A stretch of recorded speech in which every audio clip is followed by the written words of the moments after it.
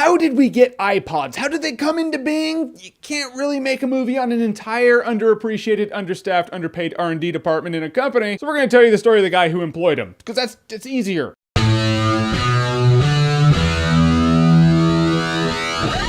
Jobs. So Jobs is a biographical picture of the life of Steve Jobs. Innovator, genius, taskmaster, asshole, CEO, whatever you want to call him, he's the guy who created Apple, and he was a big influence of all the cool tech you love today. Or at least a lot of it. And Ashton Kutcher plays Steve Jobs. I'm not going to say he's like Leonardo DiCaprio as Howard Hughes, or Jim Carrey as Andy Kaufman, or Daniel Day-Lewis as Lincoln, but I will say he was good as Steve Jobs. He had a lot of the Steve Jobs mannerisms down. You know that frumpy walk that he always did? Kutcher nailed that. When he's walking, you're like, that's totally Steve Jobs. So this performance may be one small step in the entirety of roles ever portrayed by actors, but this is one giant leap for Ashton Kutcher, so he deserves props for this. Other than that, this is the life of Steve Jobs, the guy who made Apple. So you have some expectations. There are things you want to see in this movie because you've heard so many stories. You're like, I want to see that, I want to see that. Do you get it? Not really. As a biographical picture, it's fine, it's informative, it's a fictionalized portrayal of a guy's life. I love seeing leaders of industry do their thing, so when he's cracking down and he's just coming up with these ideas, I love seeing it. I'm like, dude, that guy was crazy. He asked the impossible, he expected the impossible, and they all went to work to create the impossible. That's really, really cool to see. I'm just saying I wanted the movie to have a stronger script. I'm probably going to compare this movie mentally to The Social Network a lot. Whether or not that's fair, I'm not sure. I don't see why it's unfair. But I was watching Jobs and I was like, how much better would this movie have been if it was written by Aaron Sorkin? The writer of The Social Network and The Newsroom, you feel like Sorkin has a really good way about having character dialogue completely make the movie. And in a movie like this, that can be all the difference in the world. But in the end, you're just kind of seeing Steve Jobs do things with Apple and you're like, oh, okay, well, he's